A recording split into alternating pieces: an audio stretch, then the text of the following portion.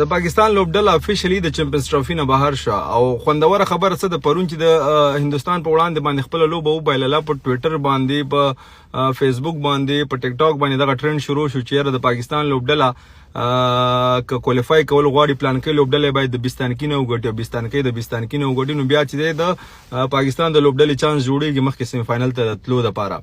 او زه هم چې خپل غټل شروع کړي چې دغه خبرونه خلاص شي د پاکستان که تاسو ټیم وګورئ هر یو چمپیونز ټرافي کې هر یو غټ ایونت کې د دوی هم دغه حل چې بستانکي د بستانکي نه وګټي کله د باران سوال کوي کله یو قصې کله بل قصې او خپل چې د مجال شته که دوی لوبه وګټي نو زه هم چې په خپل ټیم باندې کار وکړي چې دغه قصو نه دغه لانجو نه خلاص شي هر ځل داسې نه کېږي هر ځل چې تا دواګانې نشي خلاصولی هر ځل خپل ټیم ښه کوي خپل ټیم امپروو کوي دې قصو نه تیر شي او پرفارمنس کول شروع کوي دا څنګه ټیم چې د پاکستان دی دا چې د یو غټ شرم د ډېر بیکاره ټیم دی او په خپل هوم کنډیشن کې دغسې ماته خوړل او دغسې ټورنمنټ په اول راوند کې بار کېدل زه صحیح ده که نور ټورنمنټونو کې ته ووایي یو وطن او بل وطن کې ترسره کېدل خو په خپل وطن کې چې ته دغسې شرمناکې ماتې وخورې او دغسې ټورنمنټ نه بهر کېږي نو دا چې دی ستا کرکټ ډېر شاته وړي ستا د کرکټ هغه ویلیو ریپیوټیشن هر څه ورسره خرابېږي